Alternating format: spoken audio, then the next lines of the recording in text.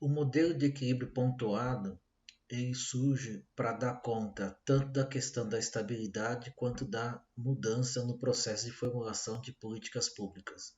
Então, os autores do modelo, o Baumgartner e o Jones, eles tinham a consciência de que em políticas públicas a maior parte do movimento implica em instabilidade e incrementalismo das políticas, mas que haveria a possibilidade de mudanças no maior nível, mudanças em grande escala.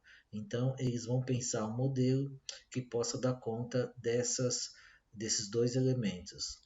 Para isso, é necessário, e os autores enfatizam, a importância do chamado feedback positivo, que são a questão de que as ideias são inseridas na agenda e atraem outras, produzindo um efeito cascata. Então, é um modelo que enfatiza também bastante a importância das ideias, mas que também enfatizam a importância das chamadas instituições no papel decisório. Então, haveriam dois eixos, né, para o modelo: as estruturas institucionais e o processo de agenda setting. Então, eles vão trabalhar dentro da perspectiva de que os governos delegam autoridade para agentes governamentais em subsistemas políticos. Esses subsistemas processam as questões de forma paralela, enquanto líderes governamentais, o macrosistema, ocupam-se de questões proeminentes de forma serial. Assim, segundo os autores, algumas questões permanecem nos subsistemas, formados por comunidades especialistas, ao passo que outras acabam por integrar o macrosistema, promovendo mudanças na agenda. Então, eles trabalham com a dinâmica entre os chamados subsistemas e o macrosistema. Um subsistema pode ser na área da educação, na área da saúde, e o macrosistema seria o sistema político propriamente dito. Então, é necessário que as ideias de um subsistema elas sejam levadas para o chamado macrosistema para que haja uma mudança um pouco mais ou mais contundente. Então, é importante para o modelo o conceito de policy monopoly ou monopólio de política. Então, quando um subsistema é dominado por um interesse, duas características, né, se apresentam: a estrutura institucional definida e uma ideia fortemente associada com a instituição e com os valores políticos da comunidade. Ou seja, em todo subsistema, né, existem ideias que competem com outras para se tornar o que?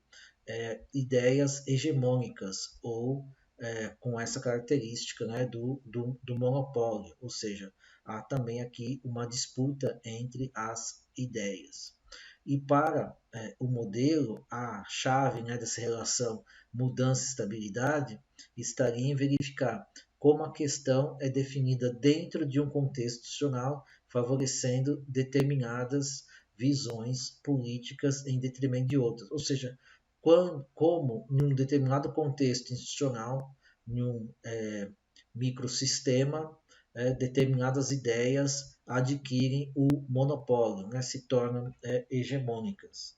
Então, para isso, é fundamental também dentro do modelo o conceito de policy imagem, que são ideias que sustentam os arranjos institucionais, permitindo que o entendimento acerca da política seja comunicado de forma simples e direta entre os membros de uma comunidade e contribuindo para a disseminação das questões, processo fundamental para a mudança rápida e o acesso de uma questão ao macrosistema. Então, a policy-imagem implica nessa relação entre as ideias e as instituições, como ideias sustentam arranjos institucionais. E essa passagem, né, de ideias que adquirem, né, o policy monopoly dentro do subsistema, como que elas são levadas para o macrosistema, para que esse promova uma mudança mais efetiva, né? Então, dois componentes da policy imagem: informações empíricas, são necessários dados, são necessários informações, né, para que uma ideia ou um conjunto de ideias consiga, né, promover a sua imagem política, mas também é fundamental, né, os chamados apelos emotivos, né, o tone. Então tem esse lado afetivo, esse lado emocional, né, que as ideias precisam conter para que sejam levadas de um subsistema para o macrosistema. Então, para um problema chamar a atenção do governo, é necessário que sua imagem ligue,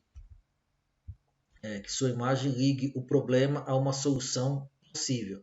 A imagem de uma política intervém fortemente na transformação de questões em problemas. Então, esse modelo também tem esse processo, né, de formação de questões em problemas, e isso depende, né, principalmente da imagem, né, das ideias, das soluções, né, como ideias que podem intervir e podem transformar e podem resolver problemas.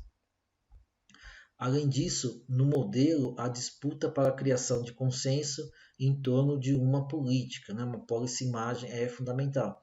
Então, como já acentuado, né? Quer dizer, toda a ideia, né? Todo o conjunto de ideias pretende ser monopolista, né? Predominar dentro de um subsistema e criar a sua imagem, né? Quer dizer, esse processo, né, das ideias que atuam no âmbito de determinadas instituições, microsistema, macrosistema, é fundamental. A autoridade para decidir sobre as questões é das instituições, então isso eles chamam de policy venue. Então, apesar das ideias serem importantes, as ideias estão no âmbito de instituições, né? Elas precisam, né, seguir os parâmetros institucionais para se perpetuarem, para adquirir isso que eles estão chamando de monopólios. Então, há uma interação entre instituições e ideias. O modelo pretende dar conta dessas duas esferas.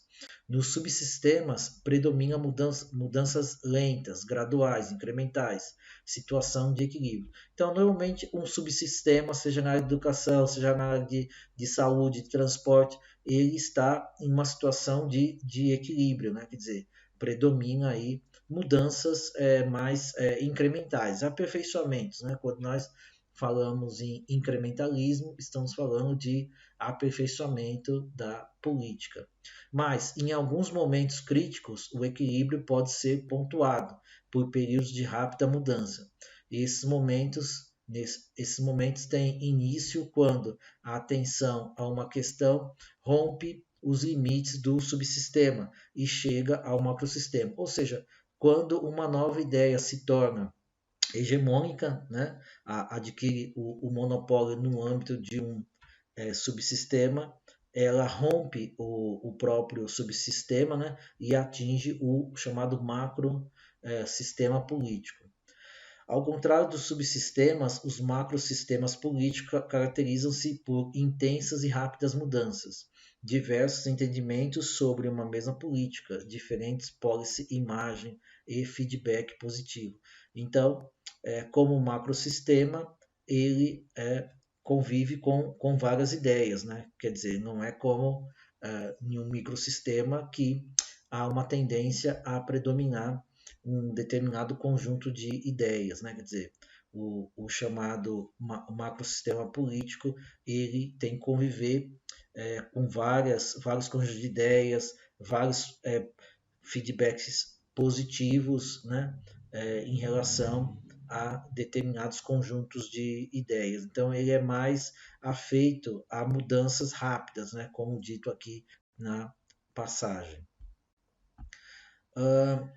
Voltando, né, e comparando os dois modelos, né, o modelo de múltiplos fluxos e esse do equilíbrio pontuado, né, Ana Cláudia, a professora Ana Cláudia, ela diz que os dois modelos colocam a definição de uma questão como central para a formulação da agenda. Então, essa questão do levantamento de problemas, né, passa pela questão das ideias, isso é fundamental. E é fundamental também a atuação dos atores, né? Quer dizer, nenhum dos dois modelos se baseiam apenas em instituições, mas também em atores, embora o modelo de múltiplos fluxos dê uma atenção maior aos atores e menor à questão das instituições. Mas ambos atribuem o papel central à figura do presidente. Por quê? Porque é um ator que concentra mais recursos, né? Tanto recursos propriamente ditos, materiais, quanto recursos políticos, né? Quer dizer, controla é, um grande número de instituições, tem uma relação mais direta, né, com a sociedade, enfim, então atribui um papel central à figura do presidente. A questão, a visão de ciclos políticos como elemento crítico no processo, quer dizer, essa ideia do Kingdom, né, que você teria três fluxos, que um depende do outro, essa ideia não é muito abraçada pelo modelo do Baumgartner e do Jones. Por quê? Porque a visão deles tem um peso maior, o chamado legado instituições. Então, as ideias dependem mais das instituições, né, do que no caso do modelo do Kingdom, né, que trabalha mais a questão dos fluxos, né, de problemas, de soluções e o fluxo político, a relação entre esses três fluxos formando assim um ciclo, né?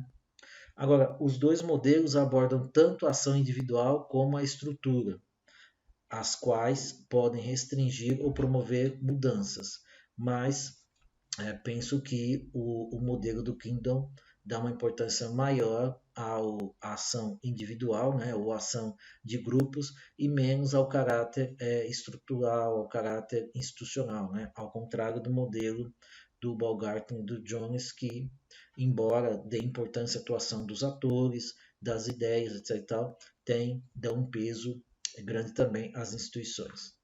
Em termos de metodologia, é interessante que eles utilizam uma metodologia, digamos assim, mais qualitativa, né? Então, o Kingdom buscou dados através de entrevistas com a elite governamental e a partir da análise de estudos de caso, né? Principalmente na área de transporte, saúde, né? Que são setores, né? Dos quais o Kingdom se debruçou mais, né, ao longo do seu trabalho, e o Baumgartner e Jones codificaram centenas de artigos publicados pela mídia e por audiências no Congresso relacionadas às políticas em estudo num período de 40 a 100 anos. Então fizeram esse levantamento, né, sobre artigos da mídia, audiências no Congresso ao longo de um período bastante longo. Enfim, são modelos que têm muitas semelhanças e algumas diferenças também, mas o interessante é que ambos, apesar do modelo do equilíbrio pontuado, né, ressaltar bastante as instituições, mas são dois modelos que dão bastante importância para a questão das ideias. E são dois modelos que estão preocupados com a questão da formação da agenda, né? Ou seja, como que você transforma simples questões e problemas e como que essas questões entram na agenda e como que outras questões, às vezes mesmo ou problemas, mesmo sendo também importantes, não entram na agenda. Né? Então, são dois modelos fundamentais para a análise, né, de políticas públicas no sentido de querer entender como que certos problemas entram na agenda e como eles são tratados. E, além disso, o que já foi falado também, o peso, né, das ideias para todo esse processo. Então, vou encerrar por aqui essa segunda parte. Obrigado pela oportunidade e até uma próxima ocasião para que a gente possa conversar a respeito de políticas públicas.